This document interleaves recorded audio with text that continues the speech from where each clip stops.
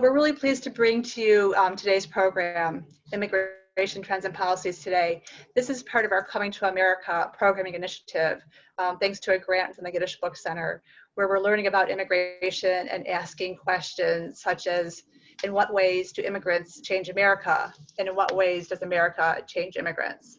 This series explores these ideas through books, lectures, discussions, and a crowdsourced community project, all taking place online. Our speaker tonight is Jessica Schaffer, Director of the Hebrew Immigration Aid Society. Jessica has over a decade of experience working with immigrants and refugees. Before joining HIAS, Jessica worked with the Ethiopian Community Association of Chicago and Heartland's Alliance's International Children's Center. She also spent time abroad supporting refugee and migrant youth on the Thai-Burmese border. So welcome, Jessica. Thank you so much. Thank you to you, Roz, to the Vernon Hills Area Library for partnering with us on this program. It's really an honor to be with you all. I wish that we could all be in a room together in person, but I am really glad to be sort of interfacing with you all in this way. Looking forward to engaging with you as much as we can over screens, our new normal, it seems. And I saw some familiar names on the participant list, so that's really wonderful. Glad to feel like we're sort of among family this evening. So here is the plan. I'm going to talk a little bit about HIAS Immigration and Citizenship, who we are and what we do. We'll move through to talk about some definitions. What does it mean to be a refugee? What does it mean to be an asylum seeker? What does it mean to be a migrant or an immigrant? So that we all have sort of a baseline of understanding about some of the groups of folks that we're going to be talking about this evening. And then we'll really dive into the meat of the program, which is looking into the headlines and talking about recent news, particularly around the DACA program, Deferred Action for Childhood Arrivals, the U.S. Asylum program, and refugee resettlement. We're actually going to have some Q&A woven throughout the program, so I'll take a pause after the DACA section, and any questions that you have about HIAS, about the definitions, about DACA, we'll answer those, try to answer those then, and then we'll move through to the asylum and refugee pieces. So as Roz mentioned, I am Jessica Schaffer and I oversee HIAS Immigration and Citizenship. We are actually a program of JCFS Chicago. We call ourselves part of JCFS Chicago's family of services.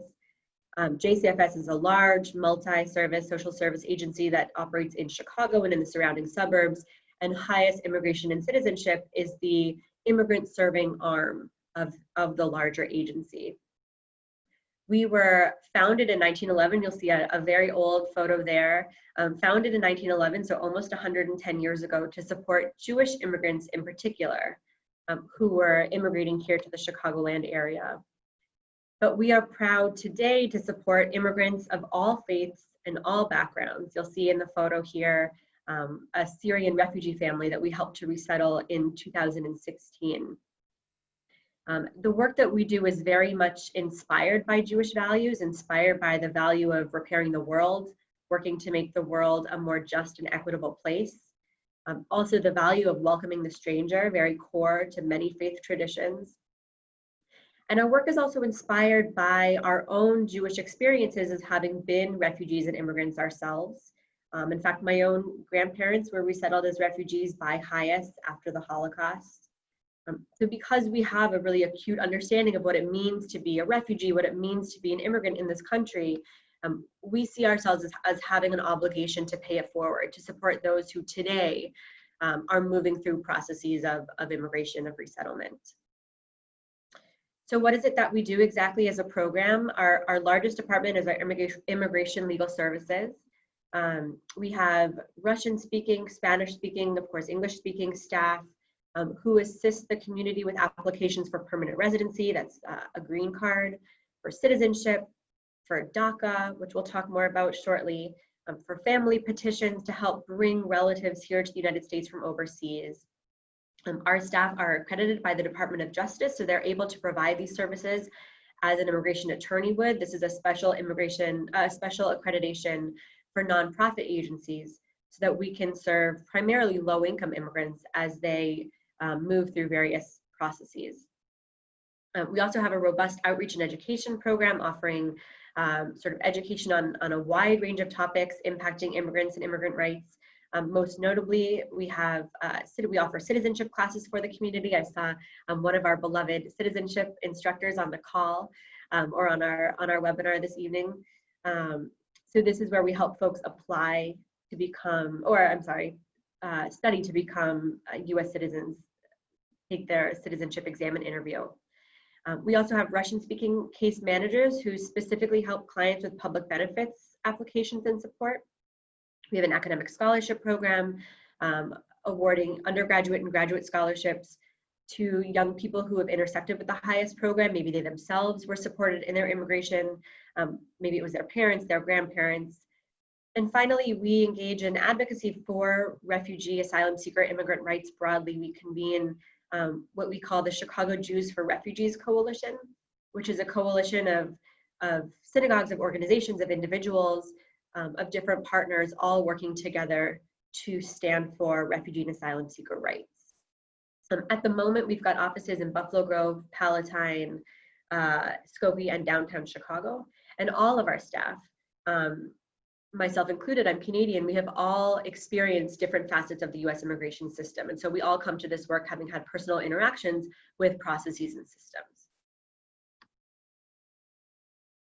Okay, so we'll move through our definitions. As I said, we want to make sure that we all have sort of a baseline of understanding about some of the groups of people that we're going to be talking about today, some of the different policies that have impacted different segments of the immigrant community. So we're going to focus on refugees, on asylum seekers, and on migrants more broadly. So when we talk about refugees, we are talking about someone who has been forced to flee their homeland because of persecution on one of 5 grounds: race, religion, national origin, political opinion, or membership in a particular social group. And membership in a particular social group is used to describe a group of persons who share a common characteristic that is so fundamental to their identity that they cannot and should not be expected to change it. So for example, a member of the LGBT community, a survivor of gender-based violence, a survivor of gang violence. And what's really important here is that a refugee has been afforded legal protection either by the country in which by their host country, the country in which they find themselves, or by the UN, or sometimes both. So for example, if I am a Syrian refugee, I flee Syria and I'm now in Jordan, I can get refugee status from the UN. And that sort of solidifies my experience as having experienced persecution.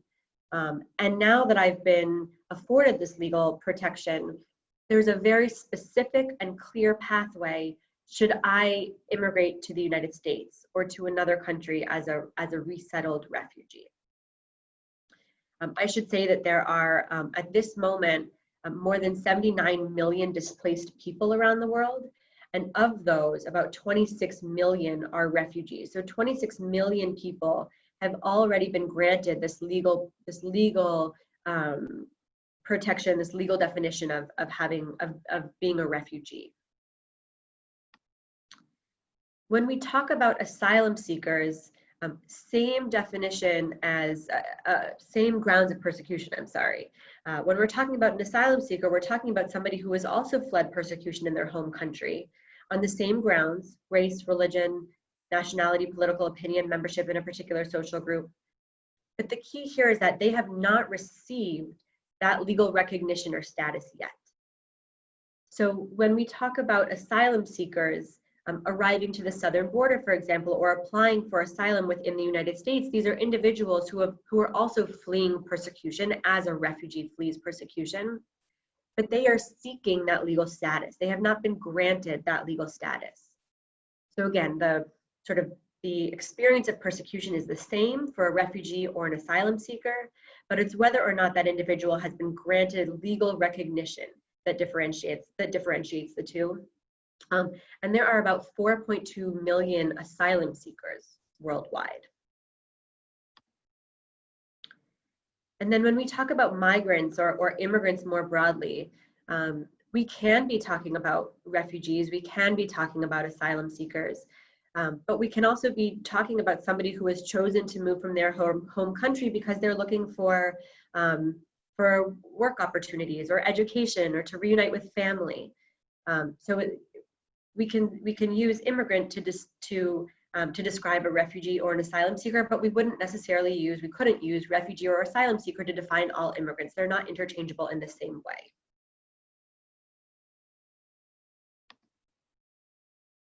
Okay, so we'll dive into the meat. Over the next 25 or 30 minutes or so, we'll sort of look into the headlines. And there have been many. We could be together for days and weeks, sort of trying to understand all of the various policies and rules and executive orders that have been put in place by this administration, trying to understand and talk about them and find ways to take action. We're going to focus here on 3 specific areas, as I mentioned, on DACA, on the asylum program, and on refugee resettlement. No surprise, of course, that immigration trends under the current administration have not been positive. It's been an incredibly challenging time for immigrants, for the immigrant community, for the immigrant advocate community, as we've had to navigate and understand frequently changing policies and regulations. Many of the actions that have been taken by the administration have been challenged in court.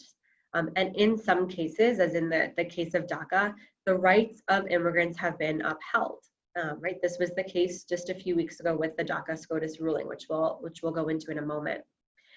So I've chosen to start there because it's some good news. Nice to start on a more uplifting note. So what is DACA? DACA is the Deferred Action for Childhood Arrivals program.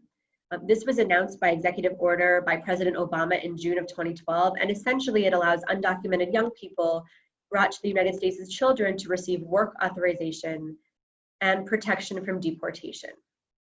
So of course, in order to apply to be granted a status of DACA, there are some very clear and specific eligibility criteria. One has to have arrived to the US before their 16th birthday, lived continuously in the United States for more than 13 years since 2007, must have graduated from high school, received a GED, or still be studying and working right now, and must not have been convicted of a significant misdemeanor or a felony offense. There are a number of eligibility criteria to be eligible for DACA. And at the moment, across the country, there are about 700,000 DACA-mented individuals. So 700,000 people who have been granted DACA status. Important to note that DACA isn't a permanent status. So it doesn't provide someone with a path to citizenship. It is temporary protection. Somebody who has been granted DACA has to renew their status every 2 years. So that status is only good for 2 years. And with applying to renew status, a DACA recipient also has to pay a fee to the Immigration Service to be able to apply for that status again. So what's been happening? So in September of 2017, the Trump administration announced that it was going to end the Deferred Action for Childhood Arrivals program. And of course, several lawsuits were filed right away against the administration for terminating the program unlawfully. There were 3 nationwide injunctions that were issued that then allowed individuals who had previously held DACA to continue to renew their status as this moved its way through the court. So it basically said, if you have DACA status, you can continue to renew. But if you have not received DACA status before, even if you are eligible, we are not accepting your application at this time. The Supreme Court agreed to hear oral arguments around DACA, and they did so in November of last year. And then just about a month ago, the Supreme Court ruled that the administration had erred procedurally and provided inadequate justification to rescind DACA. So a huge win for the DACA-mented community, for the immigrant community, for the advocate community, for our country. But important to note again that the Supreme Court didn't rule that DACA recipients have a permanent right to live in the United States. They didn't rule that on a legal path to citizenship. The Supreme Court essentially ruled that the administration didn't follow the correct procedures to rescind an executive order from a previous administration. And so for that reason, they couldn't rescind DACA at this time. So what does that mean? How does that impact folks on the ground? Well, we are, of course, we are worried that the administration may seek to end the program again, this time, the right way. It does mean for now, individuals who have been granted DACA can continue to renew as they did as this was moving its way through the courts. We are waiting for guidance from the Department of Homeland Security, but are hopeful that initial DACA applications will be accepted again after this ruling. And then just on Friday, I think it was, the president announced that he might sign another executive order that gives documented individuals a path to citizenship and to permanent status after all. So to be determined. We're certainly not necessarily holding our breath, but eager to see, what that might entail. As a program, HIAS Immigration and Citizenship serves about 50 documented individuals each year. So we, of course, after this ruling, we're thrilled for them and their families. It's not uncommon for someone with DACA to live in a mixed status family where there are folks who have various statuses, sometimes undocumented folks in their families as well. And it's not uncommon for some of the folks that we serve to be the primary breadwinners in their families and their households because DACA gives them work authorization. So to feel this sense of security was really a huge win for our clients, for the community, and for us as advocates as well. So I will stop here and we can go ahead and answer some of the questions that might have popped up. Okay, we have a few questions that were in the Q&A I can ask you. The first one is, how have the DACA numbers changed since this administration came in? That is an excellent question that I don't know the answer to. Okay. Yeah. Okay. Yeah. Let's see, two other questions. The first one is, do most countries grant refugee status? It seems it would be staying on the country that is being fled. Correct. So my understanding is that in most cases, refugee status is granted by the UN. And it's then through the UN process that a refugee would be resettled to a third country. So it could go from the UN to, in the case of the United States, the Department of State, and then from the Department of State to various national refugee resettlement agencies that would then help facilitate the resettlement of a refugee from abroad to the United States. But I would say in most cases, certainly in the cases of folks that we've supported through HIAS, through other organizations that I've been connected to, the status has been granted by the UN. Another question, someone wants to know, they thought they heard on the news that some of the government employees working on immigration were going to be furloughed. Is that true? So I think it is, I don't know if they have already been furloughed or if it's been a threat of furlough. I do know that USCIS at the moment is claiming that they are billions of dollars in debt primarily because of COVID, because folks haven't been applying for immigration benefits. USCIS, the US Citizenship and Immigration Service, is funded by client fees. And so the fewer people that apply, the fewer dollars that go into their budget. And so they are claiming that they are going to have billions of dollars of deficit because there have been fewer applicants who have applied for immigration benefits since March, since the start of COVID, when in fact, I think it was last year that they had already projected a significant budget deficit. So it is not just due to COVID, but yes, they are saying that because of that deficit, there's the threat that workers would be furloughed. And if workers are furloughed, I think I read also something like 13,000 of 18,000 workers across the country. It just means that applications are going to be processed very, very slowly, almost halting legal immigration in some way as well. Someone would like to know, if as many DACA people work, can they get a social security number? And what about paying taxes? Yes. When someone is granted DACA, they also receive work authorization that allows them to apply for a social security number, and then they will pay taxes, as we all do, on the incomes that they earn. Okay, I think those are all the questions for this point. Great. All right, so we'll move along, and then we'll have another opportunity for Q&A at the end of the presentation. And feel free if there's something else that comes to mind to just to jump in at that point. Okay. So this next section will focus first on asylum, the asylum program, and then on the refugee resettlement program. Attacks on the asylum program have been fast and furious under the current administration. It's been really hard to keep up. So I'm going to start here by talking a little bit about what it means to seek asylum. How can an applicant gain asylum status? I'll talk a little bit about some of the changes that we've seen, some of the policy changes that we've seen over the last several years that have gotten us to this point.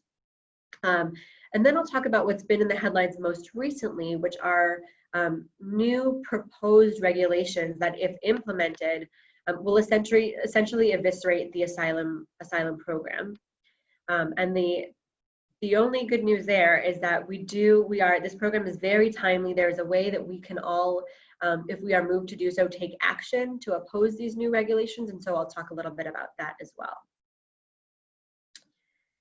So U.S. asylum law was codified in the 1980s Refugee Act. And the 1980 Refugee Act is what created a mechanism for admitting and supporting refugees and asylum seekers in this country. So there are 3 ways that someone can receive asylum status. And as we talked about, an asylum seeker is somebody who has experienced persecution based on one of those 5 grounds, and is now seeking the legal recognition and support because they have suffered that persecution. So 3 ways that somebody can be granted asylum status, and that's known as affirmative, arriving, and defensive processes. When we talk about the affirmative asylum process, this is an individual, for example, who has come to the US, maybe on a visa, and then they apply for asylum once they are already here in the country. So maybe they've come on a student visa. And then while they're here, the circumstances in their home country change so that it would be unsafe for them to return. They have a fear of persecution should they return to their home country. They can, at that time, apply for asylum here in the United States. They could say, I have a founded fear of persecution, future persecution, should I return home? I would like to apply for asylum in this country. And if that happens, then this individual actually applies and interviews in front of an asylum officer, not an immigration judge. And it tends to be a bit of a different experience. It tends to be a little bit less, I don't know if aggressive is the right word that I would use, but it feels different. It can look different than applying in front of an immigration judge. Arriving and defensive asylum processes. So for folks who are applying on arrival, right, this would be at a port of entry. This would be considered to be applying for asylum on arrival. So folks who are arriving at the US-Mexico border, for example, they are presenting to a Customs and Border Patrol official. They are applying for asylum upon arrival to a US port of entry. And then defensive asylum process would be somebody who is apprehended. Perhaps they are undocumented, perhaps they came to this country on a visa, but the visa has expired. If they are apprehended, they do have the opportunity to file for asylum at that point. That would be considered their defensive asylum process. So when we talk about changes to the asylum program under the current administration, again, like I said, fast and furious. The list that I'll share here is certainly not exhaustive, but these are some of the, I would say, hot topics that have been captured in news cycles, that have been caught up in court battles. Starting with back in June of 2018, when former Attorney General Jeff Sessions limited the availability of asylum for survivors of domestic or gang violence. So as we talked about, a refugee or an asylum seeker, if they've experienced persecution because of membership in a particular social group, and that social group can be victims of gender-based violence, victims of gang violence. Jeff Sessions limited the availability of asylum based on that criteria. That was called the matter of AB. Following that, we saw what was called metering, which was basically the US government saying, we are only going to take a certain number of people into this country to apply for asylum on any given day. Some days we're actually not going to allow anybody to apply for asylum at all. And so, somebody might present to Customs and Border Patrol on the US-Mexico border, say that they wanted to seek asylum. So that would be the arriving asylum process.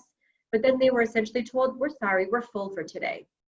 You have to go back to Mexico and you have to wait there for weeks and for months, put your name on the list.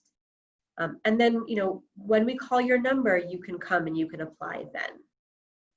And as you can imagine, these are individuals who have suffered tremendous violence, not only in their country of origin, but many on their journey to the US-Mexico border, many within Mexico. And now they're told, we're at capacity today. You have to go back and wait in really precarious conditions with your family in many cases until your number is called. And that in and of itself can be a very abusive process. There's a lot of opportunity there for bribes, for violence, as you're hoping, to be moved up on this list and to have your chance. Right now, this metering process is on pause because of COVID, and we'll talk a little bit more about the impact of COVID on the asylum process in just a moment. Then the administration went to ban individuals who didn't present at an official port of entry from applying for asylum. So if somebody essentially entered the country between ports of entry, so entered, illegally, then they were banned from applying for asylum. Which according to US law, it's not wrong for an asylum seeker to seek asylum from wherever they are in the United States, regardless of how they crossed. That's what our US law says, that somebody can apply wherever they are, regardless of how they crossed.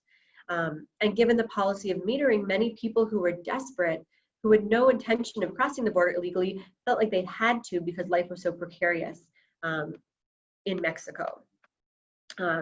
This is currently enjoined. It was held up by the courts. The judge ruled again, sort of like DACA, on the procedure, that the administration didn't allow the public to provide comment on this regulation, as is typical. Usually the administration will propose a regulation change. There's an opportunity for the public to weigh in, to send messages in opposition, messages in support. The administration didn't do this because they said if they did, they anticipated a rush of asylum seekers to the US-Mexico border between ports of entry, trying to rush through before this became regulation. That was in fact not the case. Now this is enjoined, and so we'll sort of see where to from here. And yet there is more. The third country asylum ban was an effort by the administration to say that anyone who transited through another country on their way to the US-Mexico border and didn't apply for asylum in that country could no longer be eligible for asylum in the United States. So if I am fleeing Guatemala and I travel through Mexico to arrive at the US-Mexico border, and if I didn't apply for asylum in Mexico, then I can no longer apply for asylum in the United States. Of course, this doesn't make sense. Other countries don't have as robust asylum programs. It might not be safe for me. What I fled in Guatemala might be what I'm trying to flee in Mexico. It might not be safe for me to stay in Mexico, right? This is just an example of somebody who's moving in that direction through those countries. Not safe. Also currently enjoined, being held up or stopped by the courts. But as we'll talk about in a moment, these new proposed regulations sort of speak to both of these pieces that have been enjoined. And so the administration is trying yet again to implement some of these pieces. And finally, we'll talk a little bit about the Migrant Protection Protocols, also known as the Remain in Mexico program.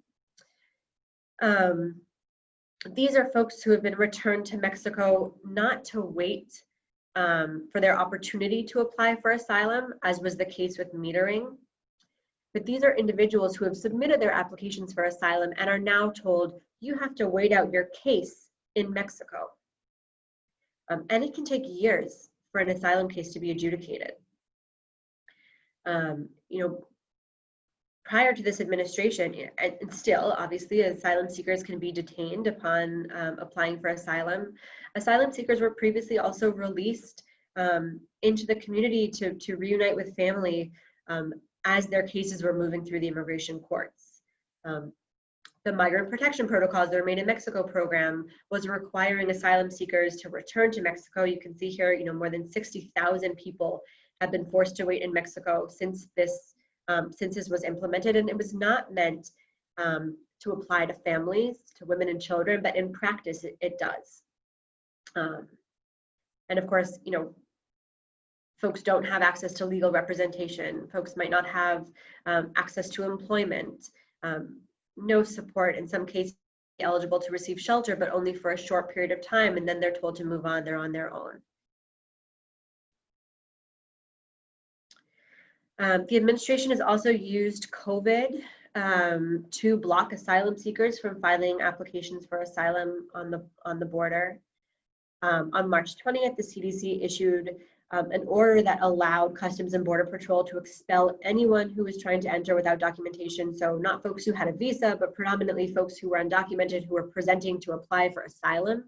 The CDC allowed Customs and Border Patrol to expel people based on the argument that they could be vectors of COVID. So essentially giving the administration the authority to refuse access to the United States for anyone seeking asylum.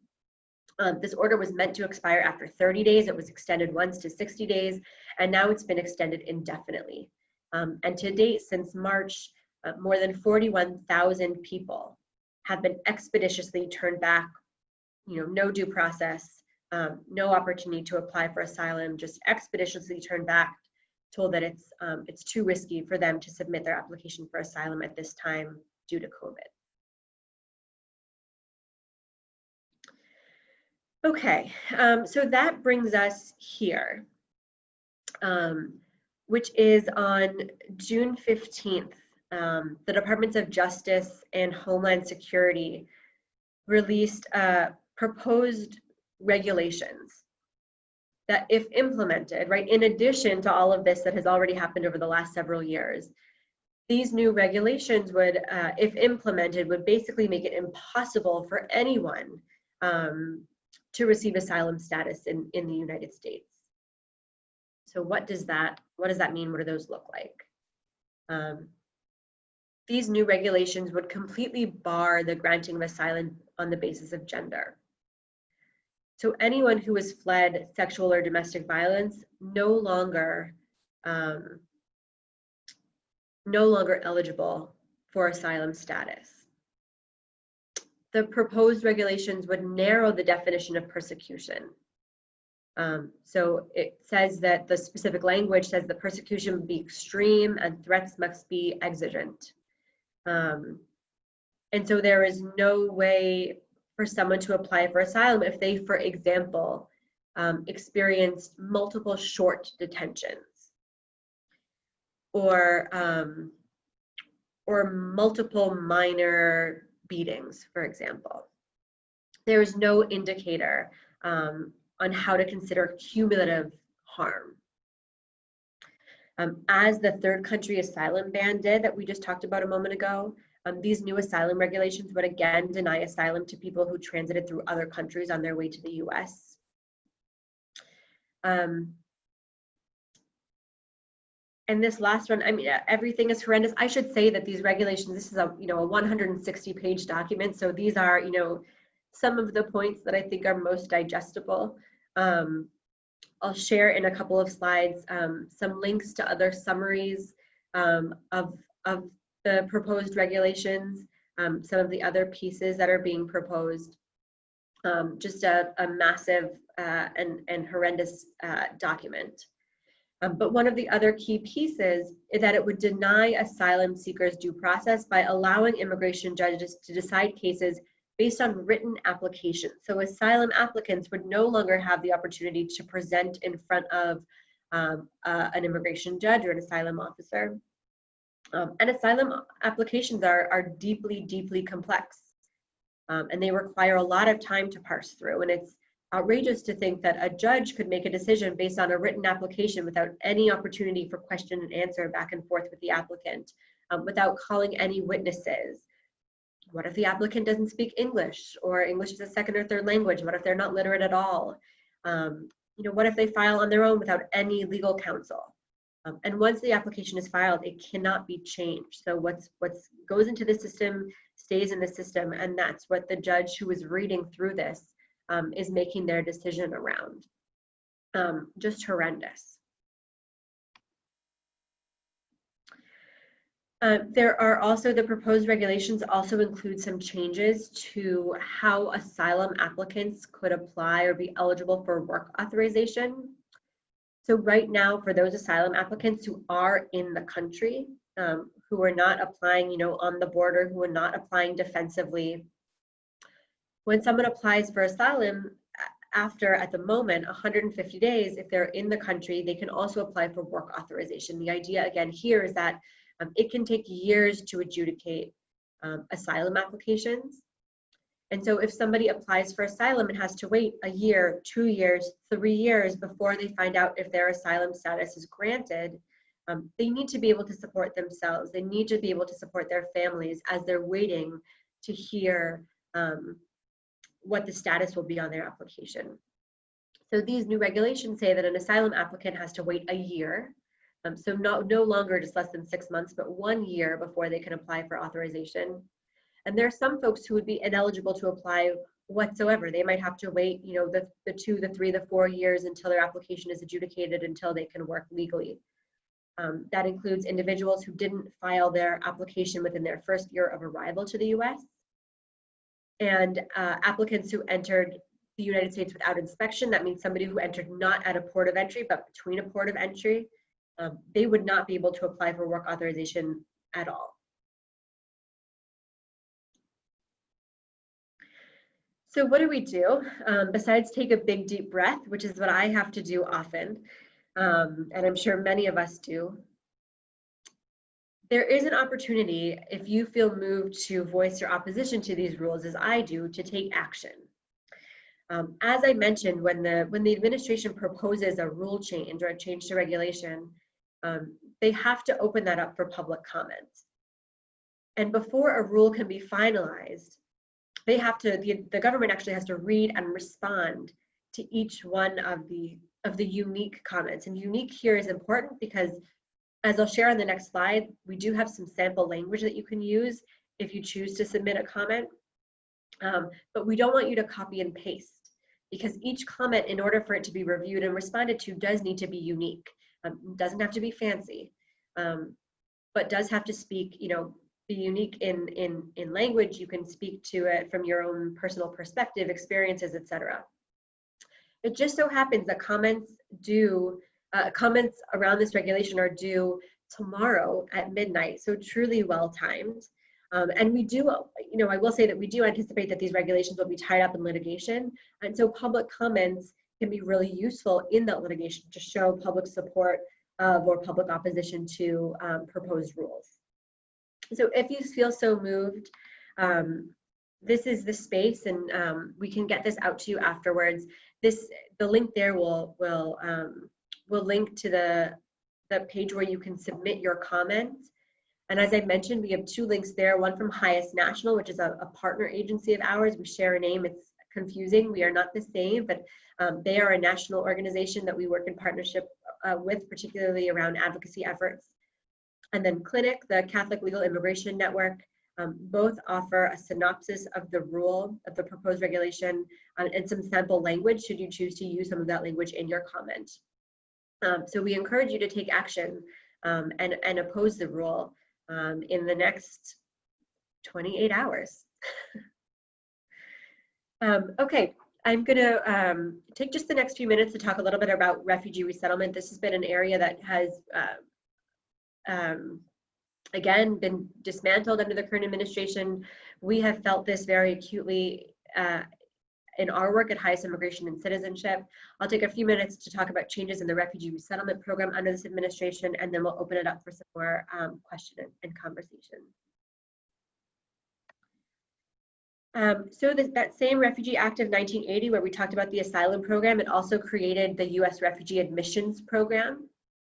And since that year, on average, the U.S. has welcomed 95,000 refugees every year. This work was really core to the work of HIAS, to the work of HIAS Immigration and Citizenship, to the work of JCFS Chicago, who helped to resettle about 40,000 Russian-speaking Jewish refugees in the 1970s, 80s, and 90s.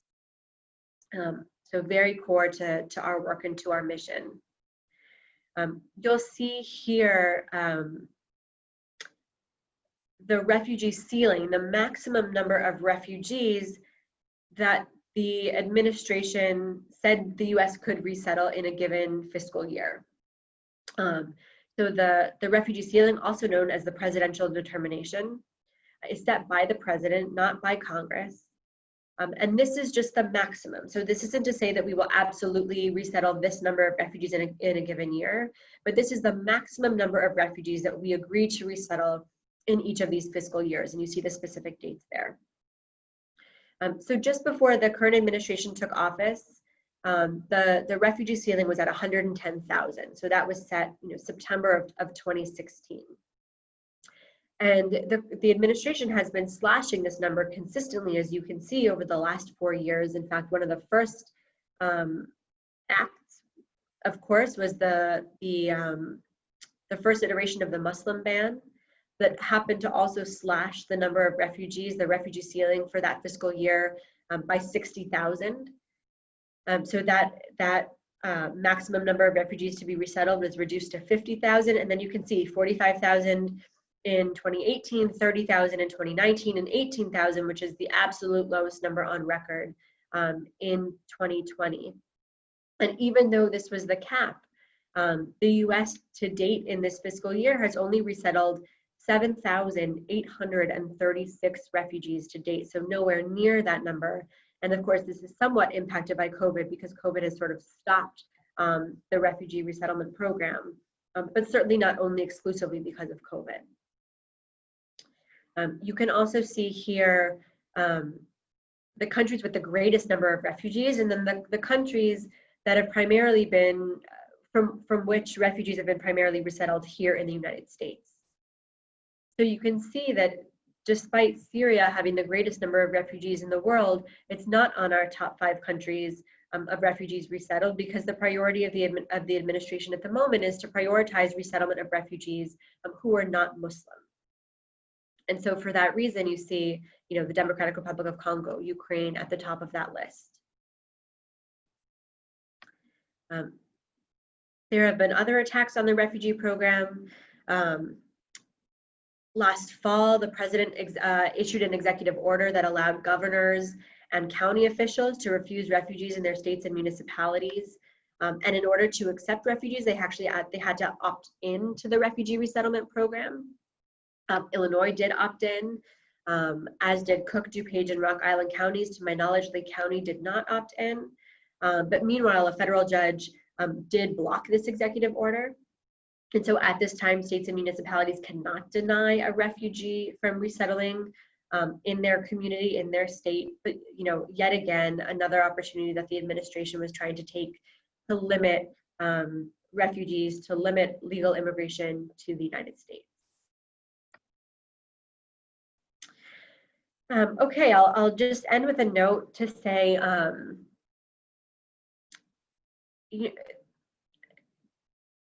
trends, attacks on the immigrant community, on immigrant advocates have been vicious, and they've been coming from every angle over the last several years. We talked specifically about 3 categories: the DACA program, asylum program, refugee resettlement program.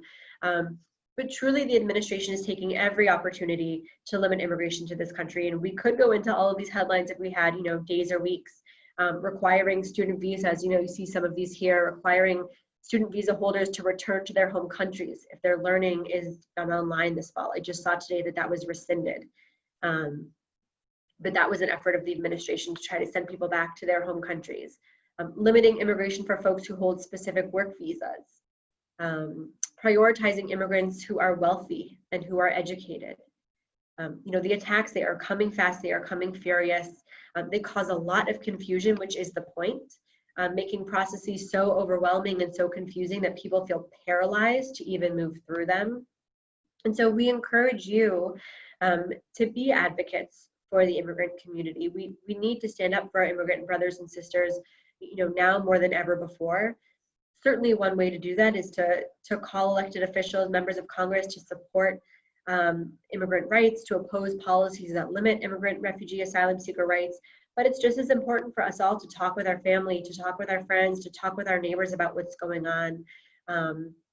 The first step in any advocacy is always education, it's always dialogue. And so I encourage you, if there's something that you learned here this evening, share that with someone else and keep the conversation going so that we can continue to strengthen our community and support our immigrant neighbors. This is where you can find me. Again, we'll have some time for Q&A and for discussion now, but this is where you can find me. If you have any questions, if you'd like to be in touch, and then if you have someone in your life who is looking for legal consultation, immigration consultation, or looking for support, you see our intake line there. That's the 357 number. You are welcome to call on someone's behalf. Someone can call on their behalf as well.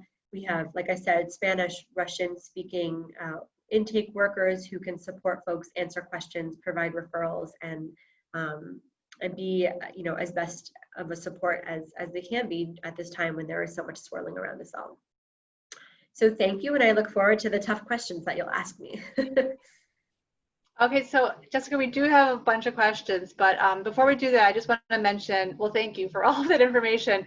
But I know the link for the feedback on the proposals, like the proposed changes, I think it was embedded in your presentation. So I was wondering if maybe if you sent me the link, I could then email it to everyone who watched tonight, and then if they want to, they can submit something. Perfect. So maybe when we're done, if you could just send me the exact link of where the form they should fill out, that would be Perfect. great. Will do. Absolutely. Okay. So let's see. We're going to start at the top. There's a comment. Someone says that they're concerned about the long-term effects of children being forcefully separated from their parents. Why has this been allowed to continue?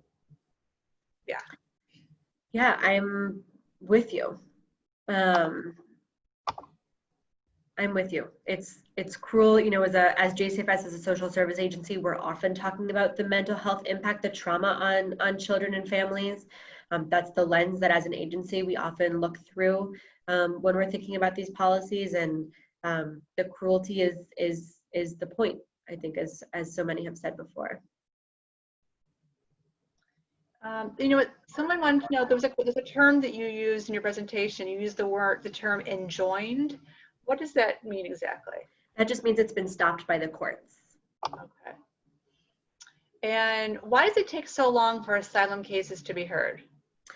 I wish I knew the specific number, but it is because of the number of asylum applicants that are in the queue. And so when somebody applies, it goes to the back of the queue, and there are hundreds of thousands of applications that are still pending. We need more. I think we've heard immigration advocates ask for this. We need more immigration judges and less detention in order to move people through the system at a more rapid pace. Someone would like to know, do refugees still want to come here? This person's heard that some places are desperate for lower wage workers, such as immigrants, which might be an immigrant, I guess. Sure. Yeah. I mean, I don't know. I think that this idea of the American dream still holds very true. I certainly know, and I've been in some circles recently where folks have been talking about, particularly African refugees, people who identify as Black in the current environment, feeling really hesitant, uncertain, understanding, the racial inequities. but I also think that the promise of the American dream hold true. I think that in my experience, it has been tremendous to watch how supportive communities can be of the refugees who arrive here. What I didn't mention was that because of that sharp decline in refugee admissions, many refugee resettlement programs across the country have been forced to close, including ours. So when we talked about the services that we provide, refugee resettlement was no longer a service because now almost 2.5 years ago, we were forced to close that program because of the decline in arrivals. But before that, we had this robust support program where communities and neighbors were coming together to welcome refugees, to help get them set up with their first home, with their first job, enroll their children in school. And so it is beautiful to see that that still exists, despite some of the broader policies that are really detrimental. Someone has a comment. She said, so much of the immigration process seems unbelievably cruel. Has it always been this way? I will say that under the current administration, it's excessively cruel. It has not been easy. I am not myself an immigration attorney, but I've been in spaces where I've heard immigration attorneys talk about many of the changes sort of since the 90s around immigration, making it more challenging. But certainly under this administration, again, the cruelty is the point. If they can make something more challenging, if they can cause harm, then it seems as though they will take that opportunity to do so. How is HIAS involved in legal challenges to these regulations? Yes, not our HIAS. So here's where it becomes really important to distinguish between the two agencies. There is a HIAS National, which is a national organization based in Silver Spring, Maryland. They also have an office in New York. They have a litigation team. They do a lot of policy work. They have been involved in litigation. We are HIAS Immigration and Citizenship. It's just that small, the immigration and citizenship piece is what makes us not HIAS National. We are, like I mentioned, part of JCFS Chicago here in the Chicagoland area. And so we specifically as a program here locally have not been involved in any of the legal challenges. Can the UN intervene in atrocities of the current Trump administration?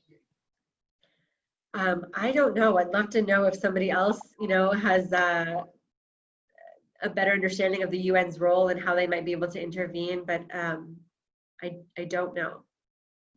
Okay. How does the U.S. refugees ceiling compare prior to COVID to other Western countries? So I will say prior to this administration, the United States was the leader in refugee resettlement. We were the country that was resettling the greatest number of refugees each year. And when we say that there are, 26 million refugees across the world, and the United States was only resettling at one point 110,000, that's still less than 1% of all refugees across the world that had the opportunity to be resettled to this country. I believe at this point, I know for certain that Canada has surpassed the US. I don't know if other countries have, but the US is absolutely no longer the leader in resettling refugees. Someone wants to know if you could share a success story. Yeah. We have so many. I mean, I always think of the individuals who did arrive here as refugees with absolutely nothing, right? One suitcase, right? As the sort of legend goes, it's true, and have moved through the process to become U.S. citizens.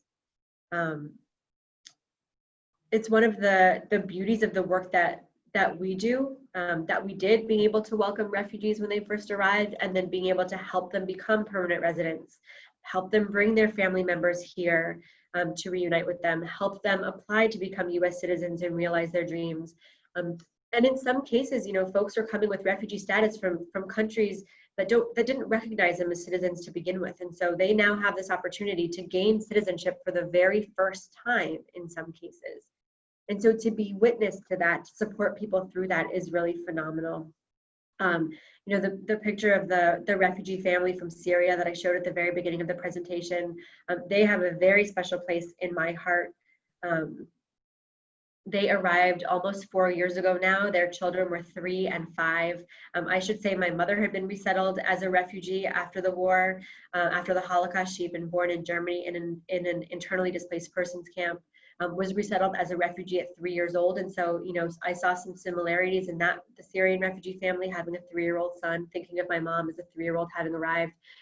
That family now is thriving because of community support. Right? The policies are suffocating, but because of community support, because communities said, we want to come together, we want to raise dollars to support this family, we want to help them find secure housing, we want to help them find jobs, we want to help them learn English. This community support that wrapped around that family in particular was so astonishing. It brings me to tears oftentimes just to think about it. Can the next president immediately change all these executive immigration actions? I hope so. As we saw with DACA, it's not just as easy as saying that they're going to rescind an executive order. There are obviously really specific steps and procedures that folks need to follow that are, beyond my area of expertise. But certainly we hope that many of the policies will be reversed, that the refugee resettlement program will reopen again to the levels that they were before this administration, and that we'll be able to warmly welcome refugees and asylum seekers and immigrants again. There's someone who says, she writes, how can someone like me help? I speak Spanish and French, I teach, and I can speak for HIAS, JCFS. What can she do? Great. So, a number of different ways that you can plug into our programming. Some of this is still in the works for us because we're trying to figure out what this looks like, through a virtual space now that so much has changed. One of the ways that folks often intersect with our program, and I saw, like I said, our citizenship instructor on the call and some other volunteers as well, is to tutor folks who are applying for their citizenship exam and interview. And I will say that most of the clients that we serve at HIAS are Russian and Spanish speaking, certainly not exclusively. But to be able to sit with somebody even across a screen and help them study, practice speaking. The citizenship exam and interview, it includes an oral interview, it includes civics and history, and then a reading and writing, English reading and writing component. And so to be able to coach somebody through that process is always very helpful for our clients, meaningful for volunteers. And then, it sounded like maybe a speakers bureau kind of thing. So I would just say, reach out and we can continue to have conversation. We love to have community involved in the work that we do. So if someone was interested in getting more involved in that way, they should call, email you, or what would they do? Yeah, email me is the best way. Okay. And my email up there is on that final slide. You can certainly find that on our website as well. And then, we have a phenomenal outreach and education specialist. And so if it's not me that will get back in touch with you, it will be our outreach and education specialist, Alana, and then we'll be able to have more conversation about what that involvement could look like. Okay. Someone was asking if there's something that churches or synagogues can do, like as a group. Yeah. If we could rewind a couple years, then I would be able to offer a lot more opportunity. At this point, when there's a large group of people who want to get involved, we do tend to make a referral to one of our partner agencies that continues to support, in particular, refugees who are arriving, because it's those large groups that often come together to help prepare an apartment for a refugee arrival, for example. And so, there might be ways that we can brainstorm together about how to work collaboratively with us, with HIAS in particular, and or we might help to connect you to another agency that could really use the support of a large group at this time.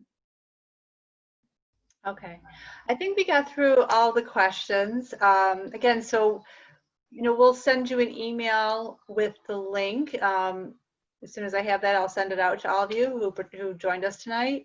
And so Jessica, thank you for a great presentation. There's so much to talk about. I know you probably could talk to us for hours. But you did an excellent job of distilling it down to, I think, the really key points. And so really thank you for that. Some comments are coming in just saying thank you so much. People really are enjoying that. Thank you all for joining, and please reach out. Look forward to continuing to connect. And I just want to mention again one more time, if you joined us late, we are launching a new book discussion called the Own Voices Book Discussion. We'll be reading books by authors of marginalized or underrepresented groups who write about their own experiences. The first discussion is coming up on August the 5th at 7 p.m. We're reading Little Gods by Meng James, and you can find out more about that on our website. And just everyone, thank you for joining us. We're thrilled that you joined us tonight, and we hope that you continue to see more of our online programming. So thank you all. Good night, everybody. Thank you, Roz. Thank you. Bye. Thanks, Jessica.